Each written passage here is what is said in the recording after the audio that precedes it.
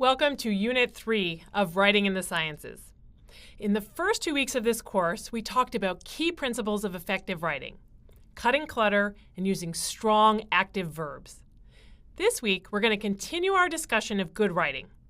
We'll start by talking about how to improve sentence structure, and we'll build up to writing strong paragraphs.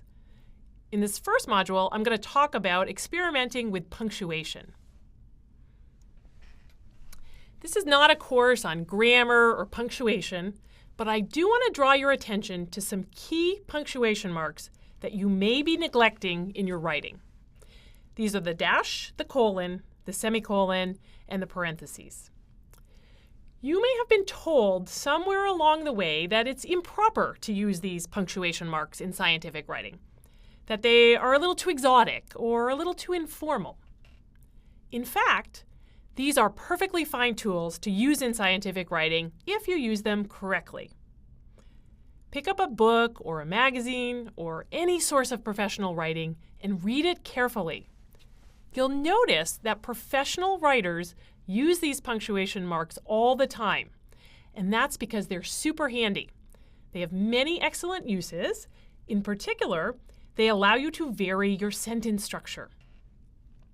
Up until now, I've been showing you how to strip all the extra words out of your sentences. But this doesn't mean that I want you to write with only short and simple sentences. Prose that consists of only short and simple sentences is very monotonous, very boring. I'm going to encourage you instead to vary your sentence structure. Some of your sentences can be short and simple, but you also need to include some longer and more complex sentences. It's hard to vary your sentence structure if you are limited to just commas and periods. To make your sentence structure creative and interesting and complex, you need the dash, the colon, the semicolon, and the parentheses, as I'm going to show you now. I'll start with an example. Before he left office, President Obama guest-edited Wired magazine. He wrote an essay in that issue, and I've provided a link to his essay here. I'm going to be drawing on examples from his essay in this module. This sentence says, "But what really grabbed me about the film is that it shows how humans, through our ingenuity, our commitment to fact and reason, and ultimately our faith in each other, can science the heck out of just about any problem."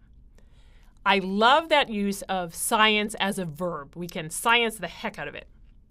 Obama actually borrowed that usage from the movie he's referring to here, The Martian. But it serves to illustrate how verbs move sentences along better than nouns, as we talked about last week. And besides that cute use of science as a verb, the other reason I'm showing you this example is that this sentence has a complex and compelling structure. It's not simple and boring. President Obama has used the dash here to make an engaging sentence. And the dash is one of my favorite punctuation marks because it's so versatile. You can throw a whole extra thought or list or tidbit or description right into the middle of a sentence like this, and it works. Here's another example. This was from a paper I was editing. I used a colon to take 3 simple, boring sentences and aggregate them into one more complex sentence. The original was, "Many types of cells and tissues develop a kind of directionality. Certain events happen toward one end of the cell or tissue or the other. It's a phenomenon called cell polarity." That's okay, but it's a bit boring and monotonous, right? All 3 sentences have the same simple structure. Also, the point here is just to define polarity, and it doesn't seem like we need 3 sentences to do this. So what I did was to use a colon to pull all these pieces together. My rewrite reads, "Many cells and tissues develop a kind of directionality called cell polarity, colon. Certain events happen toward one end of the cell or tissue." I use the colon here to set up the definition of polarity.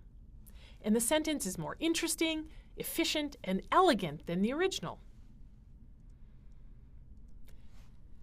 For the rest of this module, I'm going to teach you how to use these punctuation marks. In their book, Strunk and White explain the punctuation marks in terms of their power to separate And I think this is a good way to think about it. The comma has the least power to separate. It gives the shortest pause. And the period has the most power to separate because it denotes a complete stop. But in between are these 4 other fun and useful punctuation marks. The colon gives a bigger pause than the comma. The dash gives an even bigger, more abrupt pause. The parentheses is used to slip something extra into a sentence, so it's a big pause. And a semicolon is a near complete stop because it separates 2 related sentences. Strunk and White also point out that the dash and parentheses are considered slightly less formal than the comma, colon, semicolon, and period. That's why in the past you may have been discouraged from using the dash and parentheses. But they are fine to use. The fact that they are slightly less formal just means that you want to use them more sparingly. You don't want to overdo it. You shouldn't have a dash or parentheses in every sentence, for example. I'm going to start with the semicolon because I suspect that many of you are already comfortable with the semicolon. The semicolon is used to link 2 independent clauses, basically 2 small sentences. I'm going to be using the word clause today. In case you're unfamiliar with that term, a clause always contains both a subject and a predicate, that is, a subject and a verb. An independent clause is just a small sentence. It has a subject, a predicate, and it expresses a complete thought. So here's my examples of use of the semicolon. Kennedy could be a cold and vain man, and he led a life of privilege. But he knew something about the world. He also cared about it. In that second sentence, we have 2 short sentences that have been linked together with a semicolon. Now think about how this sentence would have read had we punctuated it differently. What if we used a comma? It would be, he knew something about the world and also cared about it. You can hear that with a comma, we lose the emphasis on the he also cared about it part. What if we used a period here? It would read, but he knew something about the world. He also cared about it. Using a period here, we lose the connection between those 2 ideas, so that it changes the feel of that sentence. Another classic example is from Dickens. It was the best of times, it was the worst of times. Now clearly the semicolon is playing an important role here because it's joining those 2 ideas. It would completely change the feel of it if you used a comma or a period here. For this prose to work, those 2 opposing ideas need to be linked with a semicolon. Another use of the semicolon is to separate items in a list. Specifically, you need a semicolon when you've got a list of items where the items in the list contain internal punctuation. If some of the items in the list contain commas, then the comma is no longer sufficient to separate the items in the list. You won't know where the boundaries are. So here's an example. It happened because people organized and voted for better prospects, because leaders enacted smart, forward-looking policies, because people's perspectives opened up, and with them, societies did too. Notice there are commas within the last 2 items in the list here. We get smart, comma, forward-looking, opened up, comma, and with them, comma. Those commas mean that you can no longer use commas to separate the items in the list here. You need to use semicolons. That's another important use of the semicolon. All right, moving along to the parentheses. Parentheses are used to insert an afterthought, an explanation, or some additional details. The key is that the sentence is grammatically complete without the material in the parentheses. In other words, you should be able to completely remove that material and it shouldn't change the main point of the sentence. In fact, when you put material in parentheses, you are actually giving your reader permission to skip over it entirely if they want to. So it's a way you can slip in some extra information or an interesting but non-essential tidbit to your reader. Here's an example. This was from an article on seahorses. It says, they also have a specialized tail, kind of like a monkey's tail, that allows them to cling to a piece of grass, or a lucky diver's finger. Notice that the author has slipped in a little aside here. It's not essential. You could take it out and the sentence still reads fine, but it's a nice little detail that adds to the richness of the sentence. The next example is actually from an article that I was writing about statistics. And I slipped in a little joke. This is me taking a risk in writing, just as I've encouraged you to do. I don't know if the joke came off all right or not, but anyway, I slipped it in there with some parentheses. It says, this is troubling because while there are plausible biological stories to connect red meat with cancer and heart disease, it seems unlikely that eating too much red meat could directly cause accidents and injuries. Unless, as one of my students quipped, red meat eaters are swerving to avoid cows. That last part is my attempt to entertain the reader. Notice that I slipped in a whole sentence in parentheses. This is allowed. Moving now to the colon. The colon has several uses, but it always has to come after a clause. That means whatever comes before the colon has to have both a subject and a verb. The colon introduces something. It can introduce a list, a quote, an explanation, a conclusion, or an amplification. I'll give you examples of each of these. Strunk and White say the colon has more effect than the comma, less power to separate than the semicolon, and more formality than the dash. Here's an example from Watson and Crick's famous paper on the structure of DNA. They say the hydrogen bonds are made as follows. And then we get a list of the base pairings. Purine position 1 to pyrimidine position 1, purine position 6 to pyrimidine position 6. A few more examples. The first example says, that's one reason why I'm so optimistic about the future, the constant churn of scientific progress. Before the colon, we get the setup that tells the reader, hey, there's a reason I'm optimistic and I'm about to tell it to you. And then after the colon, we get the reason. You can see how the colon serves to place emphasis on the reason, on the constant churn of scientific progress. In the second example, the colon sets up a punchline. It says, the woman suffers from lack of experience and a chronic democratic disease, compound sentences. By using a colon, we are building up the reader's anticipation. We are getting them ready for the punchline. Colons can also introduce lists and quotes. So here's an example. The Ask Not line follows right after an exhortation modeled on Franklin Roosevelt's Rendezvous with Destiny. And then the colon sets up a single quote here. In the long history of the world, only a few generations have been granted the role of defending freedom in its hour of maximum danger.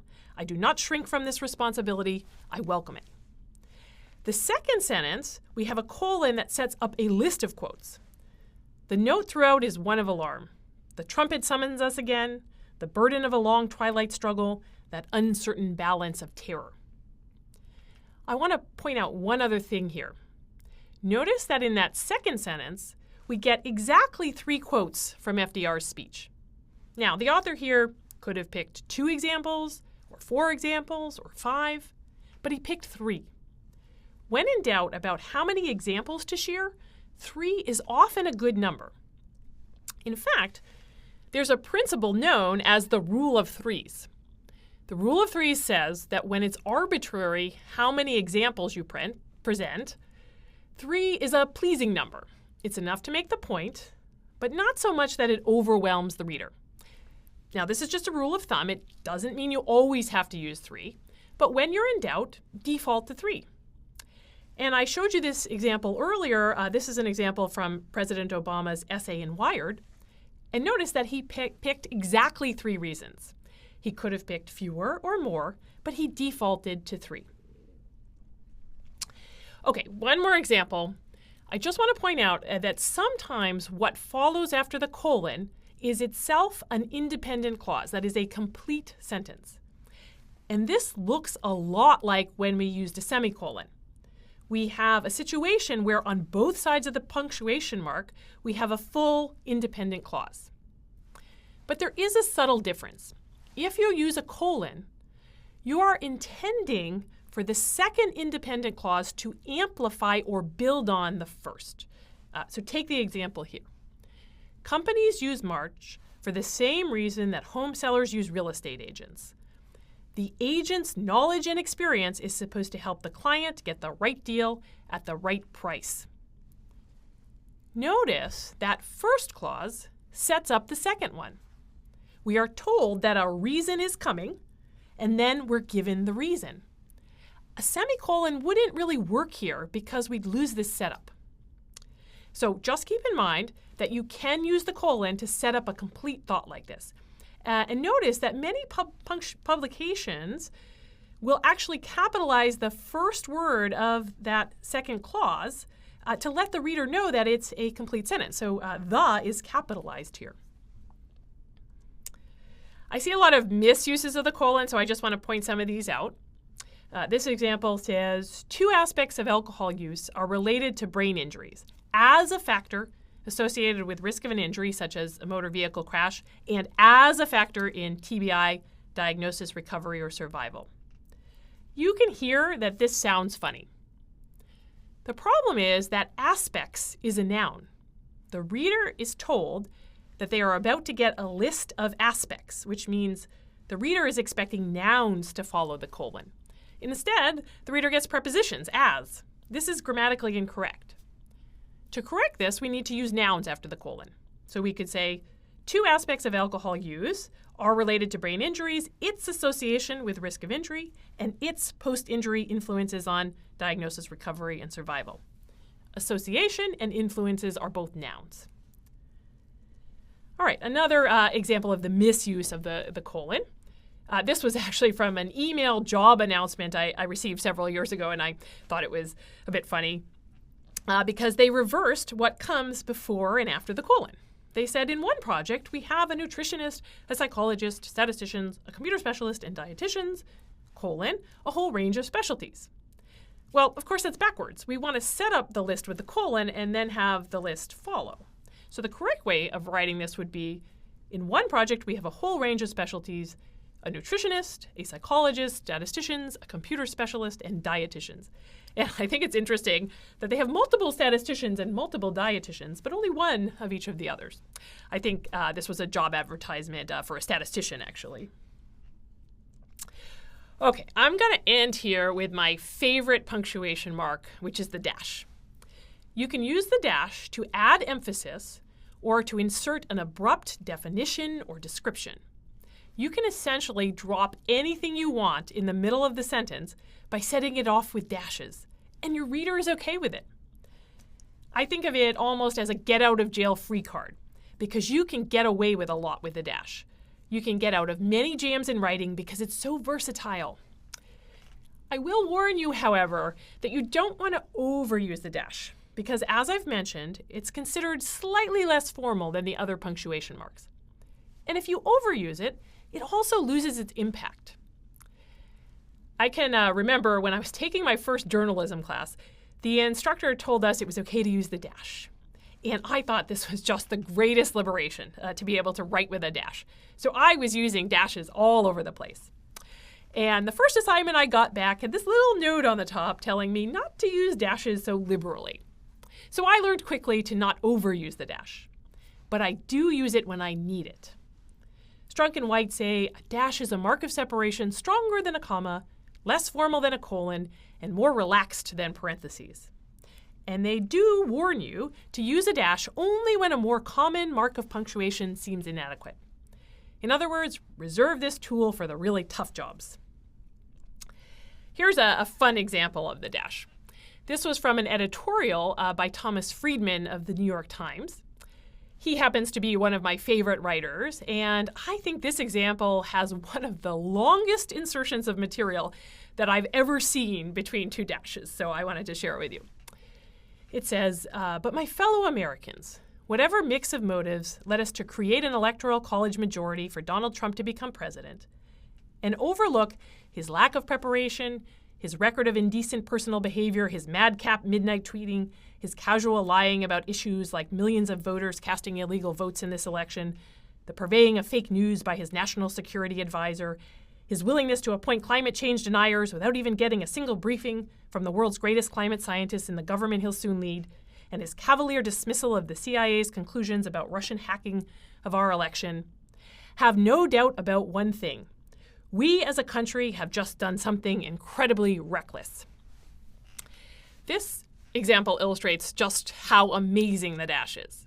I think it's wild that you can dump so much right into the middle of a sentence and it still works. It reads smoothly. I'll just point out that Friedman also used a colon at the end of this sentence to put emphasis on that last idea. I also want to point out that last week I told you not to put too much space between the subject of the sentence and the main verb. That's violated here, but it's okay because you can violate that if you use a dash. So the subject of this sentence is whatever mix of motives. The verb we don't get to until have. But the dash makes this okay. The reader can find the verb because it's just right after the dash. And so it works. It's an exception to the rule that I told you last week. Here's a few more examples. So here's an example of using the dash to add emphasis. The drugs did more than prevent new fat accumulation. They also triggered overweight mice to shed significant amounts of fat, up to half their body weight. Notice how the dash serves to emphasize the magnitude of the weight loss. It puts emphasis on the up to half their body weight. Here's another example. Researchers who study shipworms say these mislabeled animals, they're clams, not worms, are actually a scientific treasure. We use the dash here to drop extra information right into the middle of the sentence, just when we need it, to explain what we mean by mislabeled. Using the dash here also kind of puts a spotlight on this cute little fact that shipworms are actually not worms. Now, what would happen if I had used commas or parentheses rather than dashes in those two examples? Let's see. So if I'd used commas, the commas, if you use a comma, you lose the emphasis, right? So on the first example, it would say, they also triggered overweight mice to shed significant amounts of fat up to half their body weight. It's a little clunky, and it also takes the emphasis on the magnitude of the weight loss. That's what's important here. They lost a huge amount of weight. By using a comma, we lose the emphasis on that. The second example is simply not going to work with commas. It becomes a run-on sentence, right? Because they are clams, not worms is actually a full clause, so commas just won't work here. With parentheses, you end up burying the information. So in that first example, if we put the up to half their body weight in parentheses, we're giving readers permission to skip over it. In other words, we're signaling that it's an unimportant fact. It's just half their body weight. It doesn't matter. So we really lose the emphasis on this critical finding, the size of the weight loss. With the second sentence, I actually think parentheses really don't work here, because if the reader skips that material, as they're allowed to do, they're not going to understand what we mean when we say that the animals are mislabeled. I think that's actually essential information. Okay. I have one more example to share with you, but I need to give you some background before I share this example so that you can appreciate the brilliance of this sentence. So I'm going to ask you to bear with me for a minute, to indulge me, and let me tell you a story. I am not a baseball fan. However, I grew up in New England, so I am a diehard Red Sox fan. And probably many of you know that at one point, the Red Sox were said to have a curse on them. That's because they went almost a century without winning a World Series, and not only that, but they got within a hair's breadth of winning the World Series several times and then lost it on the silliest errors. So they were said to have a curse on them. I actually remember watching the 1986 World Series. The Red Sox were playing the Mets, and they were leading the series 3-2. You only need to win 4 games to win the World Series, so they were 1 game away from winning. They needed to win the 6th game of the World Series. That game went into overtime. It went into a 10th inning. In the top of the 10th inning, the Red Sox scored 2 runs. So now they're leading. All they need to do is to get the Mets out. And they get 2 outs. So they are now 1 out away from winning the World Series. The Mets batter comes up to the plate, hits a routine grounder. It should have been an easy out. But in an infamous error, the ball rolls through Bill Buckner's legs. They don't make the out. The Mets score 3 runs to win the Game 6 of the World Series, and the Mets go on to win the World Series. And everybody took this as proof of the curse. Now, fast forward to the year 2004. In 2004, the Red Sox finally did win the World Series after a 86-year dry spell, and they did it in dramatic fashion.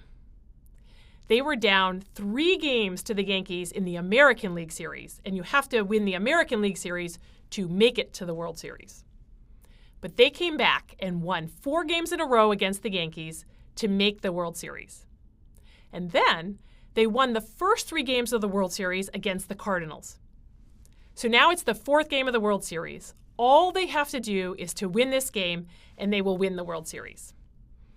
We get to the 9th inning. The Red Sox are leading. They make 2 outs on the other team. So now they are 1 out away from winning the World Series.